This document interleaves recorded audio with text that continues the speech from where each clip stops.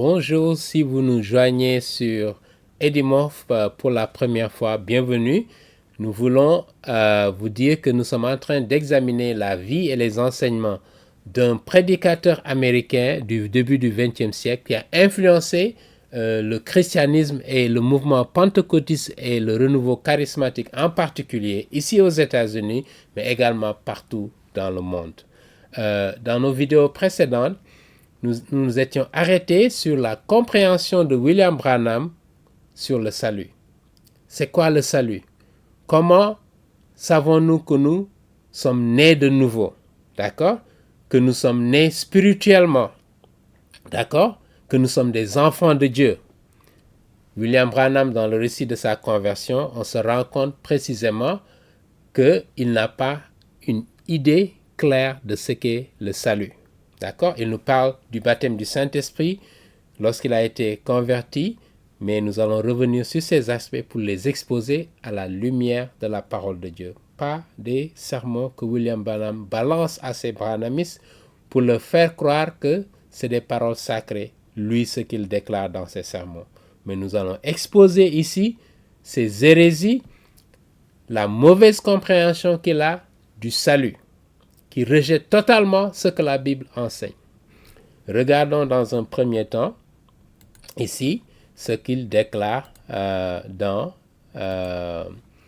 un de ses sermons appelé Questions et réponses, paragraphe 2, du 23 août 1964. Si vous êtes branhamiste, prenez note. Parce que William Branham a enseigné qu'un enfant qui est né hors des liens du mariage, notez bien, peut être sauvé, mais il ne peut pas aller au ciel et être enlevé comme l'épouse de Christ sera enlevée à la fin des temps. C'est lui-même qui le déclare. Donc, il fait une distinction entre être sauvé, le salut, et aller au ciel. Et pourtant, la Bible nous dit toute personne qui est sauvée, d'abord, ne peut pas perdre son salut, parce que Jésus-Christ, une fois que tu es sauvé, il t'a sauvé, d'accord? Tu es sécurisé pour l'éternité. Il y a beaucoup de passages qui l'enseignent. Nous n'avons pas le temps de développer cela. Mais une fois que tu es sauvé, c'est pour l'éternité. Et tu seras en présence de l'Éternel et tu seras enlevé lorsque Jésus-Christ va revenir pour prendre son Église, pour prendre tous les chrétiens, pour prendre les enfants de Dieu. Mais William Branham nous dit non, vous pouvez être sauvé, mais vous n'irez pas au ciel parce que précisément il enseigne aux branhamistes que c'est eux seuls qui seront enlevés et qui iront au ciel. D'accord? Mais qu'est-ce que la Bible enseigne par rapport au salut? Revenons à cela et examinons de près ce que la Bible nous dit. Donc, on va revenir à la première épître de Saint Paul aux Thessaloniciens, chapitre 4, qui parle précisément de l'enlèvement. Nous allons voir exactement ce que la Bible enseigne. Donc la première épître de Saint Paul aux Thessaloniciens, chapitre 4, à partir du verset 16. Car le Seigneur lui-même est lui, Jésus-Christ, a un signal donné à la voix de l'archange, ici c'est l'archange Michel, et au son de la trompette de Dieu descendra, Jésus-Christ lui-même descendra du ciel, parce qu'actuellement il est au ciel, vivant, avec un corps d'homme ressuscité, glorieux.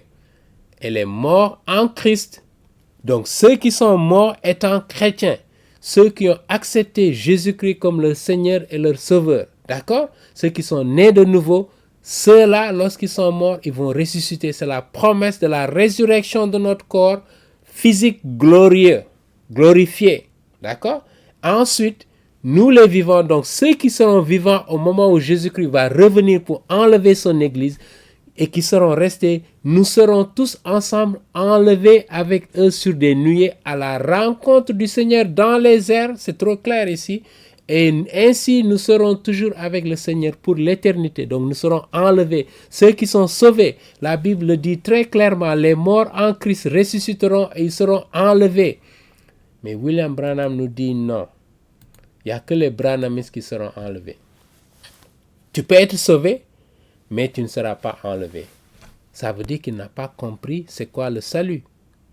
C'est quoi être né de nouveau. William Branham, je vous rappelle, branhamiste, il ne sait pas. Il vous enseigne un autre évangile qui vous conduit à l'enfer. D'accord? Loin de l'Éternel. Donc, la balle est dans votre camp. C'est votre éternité qui est en jeu. Vous êtes encore vivant, lui il est déjà mort.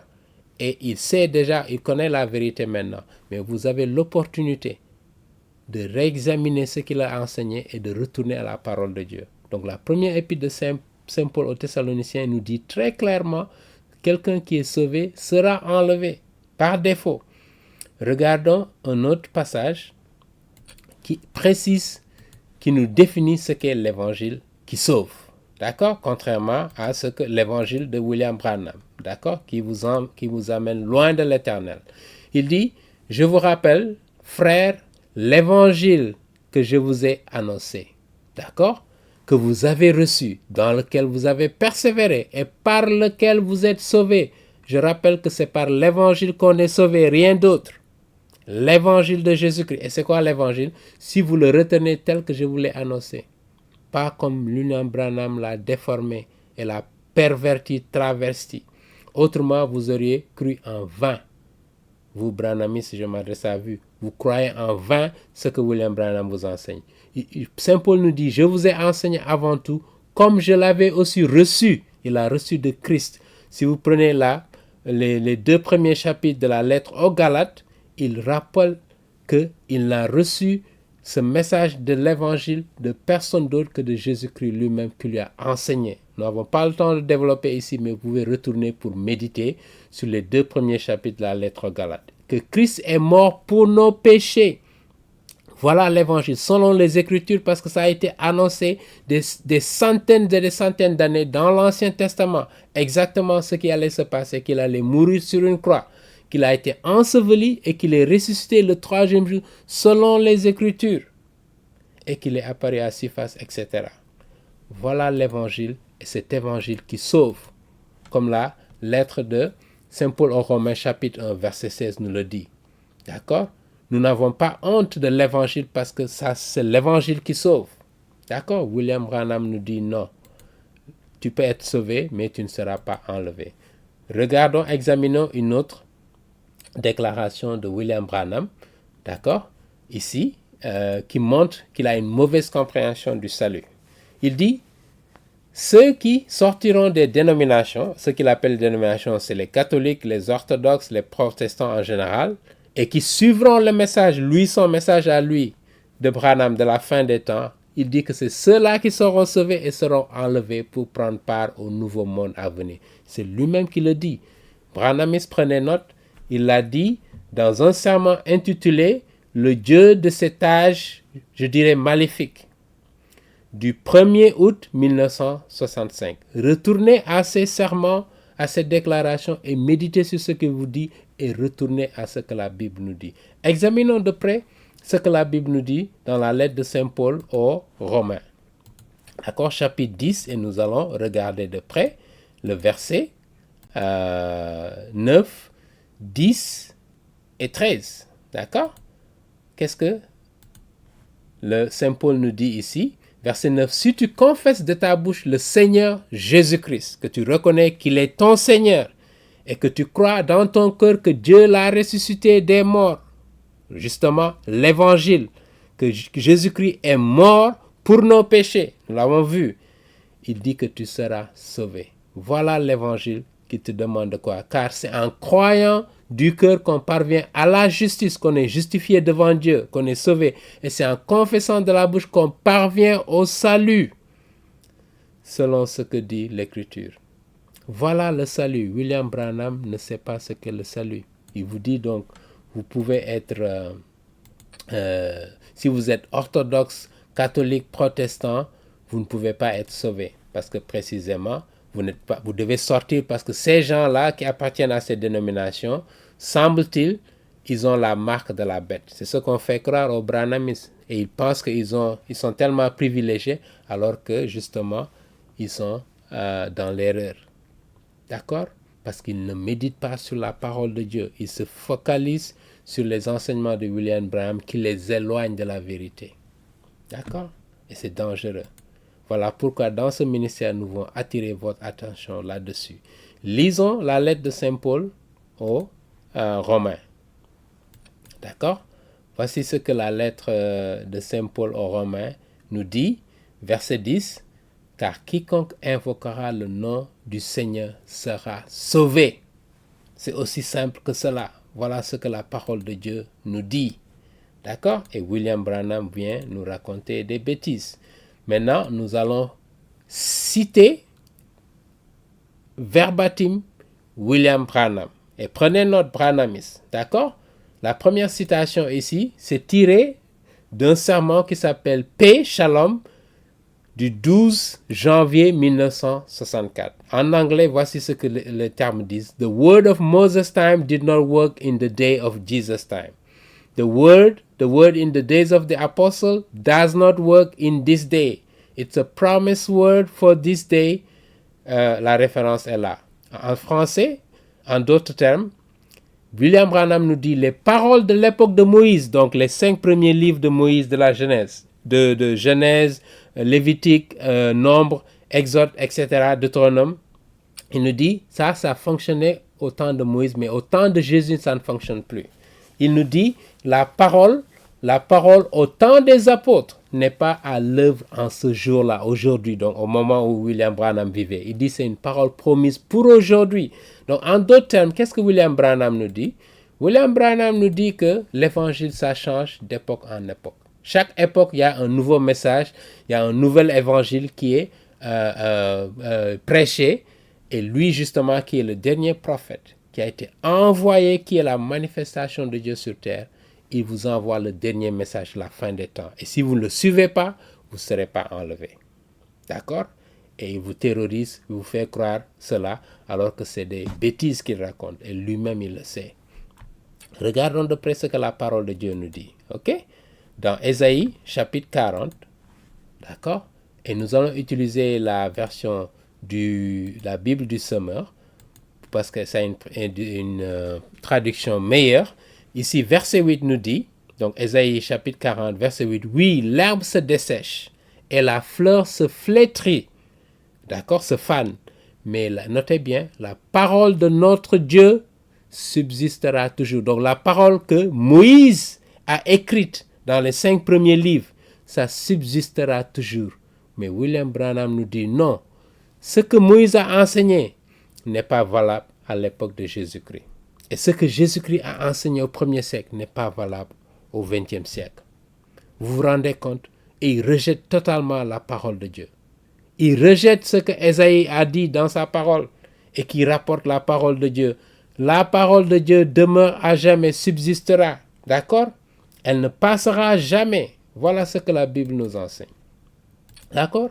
Une autre déclaration de William Branham, une dernière déclaration. William Branham nous dit ici, notez bien la référence, ici, dans le sermon intitulé « L'union invisible de l'épouse de Christ » qui a été prêché le 25 novembre 1965. Notez bien Branhamis, d'accord? Et je vais lire directement en français. Il dit « La parole qui est tombée le jour de la Pentecôte, excusez-moi, dans les Actes des Apôtres, n'agira pas en ce jour, il nous dit. Non, monsieur, c'était pour la Pentecôte au 1er siècle, d'accord? Ceci est pour l'Église. Ce que lui, il envoie comme message, maintenant c'est pour l'Église qui va au ciel pour l'époux. Nous avons quelque chose de différent aujourd'hui. Vous imaginez? Le prophète Ésaïe nous dit la parole de Dieu subsistera à jamais. Mais William Branham nous dit non, aujourd'hui on a quelque chose de différent. On a un nouvel évangile. Saint Paul nous rappelle dans sa lettre aux Galates, chapitre 1, verset 6, « Si quelqu'un vient vous prêcher un autre évangile que ce que je vous ai prêché, qu'il soit à l'enfer, qu'il soit jeté à l'enfer. » Et William Branham, justement, pour avoir enseigné ce message, est à l'enfer, parce qu'il a induit des millions de personnes vers un autre évangile, un évangile différent de ce que Jésus-Christ a enseigné, ce que les apôtres ont enseigné et ce que les premiers pères de l'Église ont enseigné. Regardons pour terminer l'évangile de Matthieu au chapitre 24, verset 35. Lisons de près ce que cette parole-là nous dit ici dans l'évangile. D'accord? Matthieu 24, chapitre verset 35. Lisons ce que ça nous dit. Il dit, le ciel et la terre passeront. D'accord? lorsque Jésus-Christ va revenir, il va détruire le ciel, il va recréer le ciel et la terre. Il dit que le ciel et la terre passeront. Mais mes paroles, et c'est Jésus-Christ qui parle, ne passeront point jamais. Mes paroles ne passeront pas. Mais William Branham nous dit non, non, non, non. Les paroles de Jésus vont passer. Il y a de nouvelles paroles, il y a de nouvelles révélations qui sont faites par Dieu. Et il y a beaucoup de gens prédicateurs qui font ce type d'enseignement, qui nous disent que le canon de la parole de Dieu, les saintes écritures, ne sont pas closes. Il y a encore des révélations qui viennent de Dieu, qui continuent à recevoir et que Dieu leur a donné le privilège de recevoir. Voilà des gens qui veulent s'élever eux-mêmes alors que Dieu ne les a pas élevés. Et William Branham, justement, est le prototype de ce genre de personnes. Amen. Nous allons nous arrêter ici et nous reviendrons sur d'autres déclarations qui prouvent que William Branham ne comprend pas ce qu'est le salut. Et c'est grave pour vous, dans le message qui suivez William Branham, il vous enseigne un autre évangile. Et Saint Paul vous rappelle, si quelqu'un vous enseigne un autre évangile, ne le suivez pas. Parce que si vous le suivez, il va vous induire là où Satan va aller à la fin des temps. Amen. À bon entendeur, salut, que le Seigneur vous bénisse. Merci de votre attention.